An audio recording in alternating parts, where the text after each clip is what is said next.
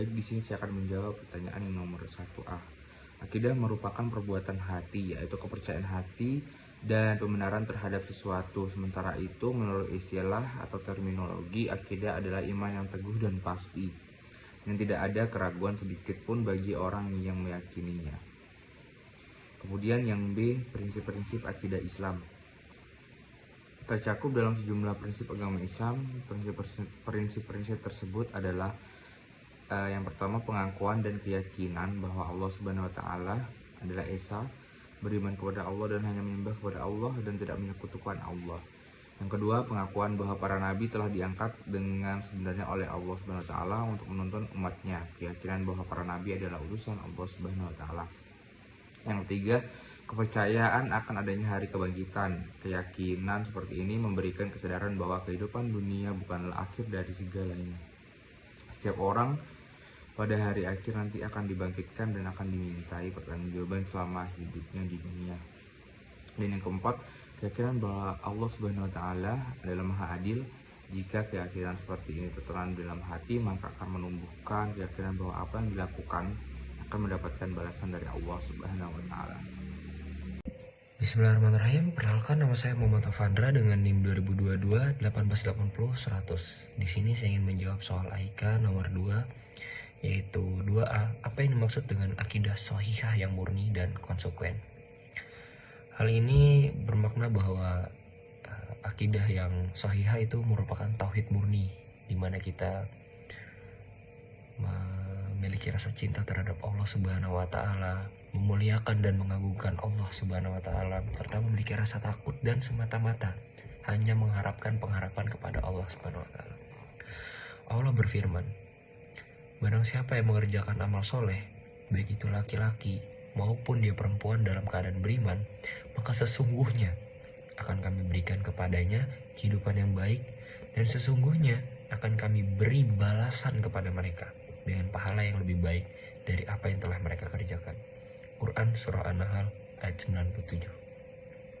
Kemudian konsekuensi sebaliknya, di mana kita memiliki tauhid yang buruk ataupun memiliki kerusakan tauhid, itu Allah menjelaskan dan berfirman bahwa itu akan merusak dan dapat menggugurkan pahala semua amalan.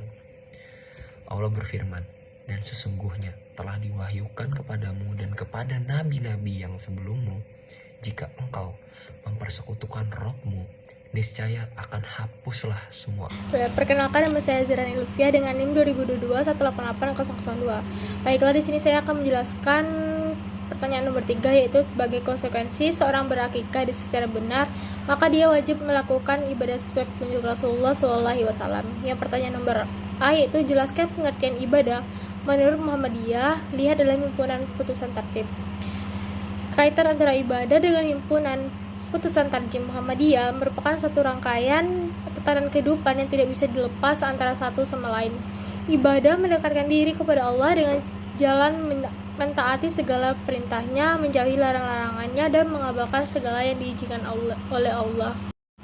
Yang B, yaitu apa manfaat ibadah bagi kehidupan saudara sendiri. Jelaskan. Manfaat ibadah bagi kehidupan saya sendiri adalah ibadah dapat memberikan rasa aman, damai, dan tenang karena Allah dapat mengurus setiap urusan pada hambanya. Dan ketika saya mempunyai masalah, membantu agar pikiran lebih jernih dan tenang. Ketika kamu mempunyai masalah, beribadah kepada Tuhan, Ia tidak akan melegakan perasaan kita, tapi Ia juga akan memberikan jawaban terhadap masalah yang kita hadapi tersebut. Baik, Assalamualaikum warahmatullahi wabarakatuh. Perkenalkan, nama saya Nadiratul Karimah dengan NIM 202218800038. Baik, di sini saya akan menjawab soal AIK nomor 4 yang A. Bagaimana ketetapan Muhammadiyah dalam masalah perbedaan jumlah rakaat sholat tarawih pada bulan Ramadan? Jawabannya adalah karena Islam bersumber dari sudut pandang yang dituturkan oleh Majelis Tarjih Muhammadiyah, di mana majelis ini menjabarkan bahwa bilangan rakaat sholat tarawih adalah 8 dan ditambah 3 rakaat sholat witir. Dasar yang digunakan adalah 4 hadis Rasulullah Shallallahu Alaihi Wasallam yang disandarkan pada Ibnu Umar atau hadis riwayat jamaah, lalu Ibnu Abbas hadis riwayat Muslim, dan Zaid bin Khalid al-Juhani hadis riwayat Abu Daud, dan Abu Salamah hadis riwayat Al-Bukhari. Salah satu hadisnya adalah yaitu hadis yang diriwayatkan oleh Al-Bukhari dari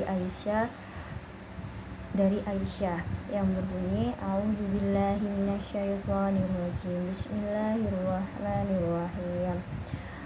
Qalat Aisyatu kana Rasulullah sallallahu alaihi wasallam yusolli fima baina an yafraga min sholatil isya'i wa hiyallati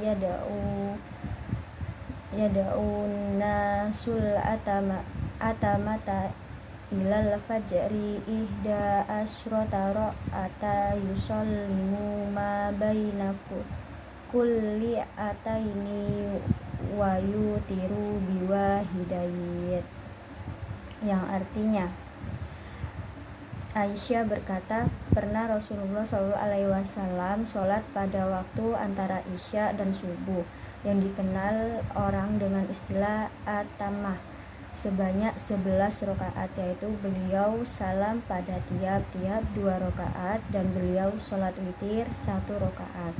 Hadis riwayat Muslim. Lalu yang B, bagaimana pendapat saudara sendiri tentang pernyataan tersebut? Jelaskan disertai argumentasinya. Menurut saya sendiri tidak menjadi masalah walaupun ada perbedaan, namun antara NU dengan Muhammadiyah tidak menjadi faktor perpecahan bangsa Indonesia, dan ajarannya tetap berlandaskan ajaran Al-Quran dan As-Sunnah. Hanya saja sudut pandangannya yang berbeda. Menurut sudut pandang NU, bilangan rakaat sholat tarawih adalah 20 rakaat, yaitu 2 rakaat salam dan ditambah 3 rakaat witir. Dengan landasan hukum yang digunakan adalah hadis riwayat Ibnu Abbas, diyakini kesahihannya. Dalam hadisnya menerangkan bahwa Rasulullah SAW sholat tarawih di bulan Ramadan sendirian sebanyak 20 rakaat ditambah witir, dan sebagai pertimbangannya hadis tersebut juga disandarkan pada hadis yang diriwayatkan Aisyah yang tidak menyebutkan rakaatnya. Dan selanjutnya cara yang digunakan ini adalah mengikuti cara sholat tarawih yang dituntun oleh sahabat Umar bin Khattab dan para sahabat yang lain. Lalu Muhammadiyah sendiri, sudut pandangnya dituturkan oleh Majelis Tarjih Muhammadiyah, di mana Majelis Tarjih ini menjabarkan bahwa bilangan rakaat sholat tarawih adalah 8 dan ditambah 3 rakaat sholat witir. Dasar yang digunakan adalah 4 hadis Rasulullah SAW yang disediakan pada Ibnu Umar atau hadis riwayat jamaah, Ibnu Abbas atau hadis riwayat Muslim, Zaid bin Khalid al-Juhani atau hadis riwayat Abu Daud, dan Abu Salamah atau hadis riwayat Al-Bukhari. Salah satu hadisnya adalah Qalat Aisyatu kana Rasulullah sallallahu alaihi wasallam yusolli fima baina an yafraga min sholatil isya'i wa hiya allati yada'unan sul atamata ilal fajri ihda asrota ra'ata yusallimu ma baina kulli ataini wa yutiru biwahidayat, yang artinya Aisyah berkata, pernah Rasulullah SAW sholat pada waktu antara Isya dan Subuh yang dikenal orang dengan istilah at-tamah sebanyak 11 rakaat, yaitu beliau salam pada tiap-tiap 2 rakaat dan beliau sholat witir 1 rakaat. Hadis riwayat Muslim. Sekian dari saya. Wassalamualaikum warahmatullahi wabarakatuh. Bismillahirrahmanirrahim. Perkenalkan, nama saya Muhammad Afandra dengan NIM 2022 1880 100. Di sini saya ingin menjawab soal UAS AIK nomor 5A, yaitu syirik mempunyai turunan yang banyak sekali, semisal tahayul dan khurafat. Jelaskan masing-masingnya dan disertai contoh. Di sini tahayul sendiri itu merupakan suatu kepercayaan terhadap hal yang tidak masuk akal dan tidak bisa dibuktikan kebenarannya. Khurafat sendiri memiliki arti yang hampir sama, tetapi khurafat lebih kepada berita-berita bohong.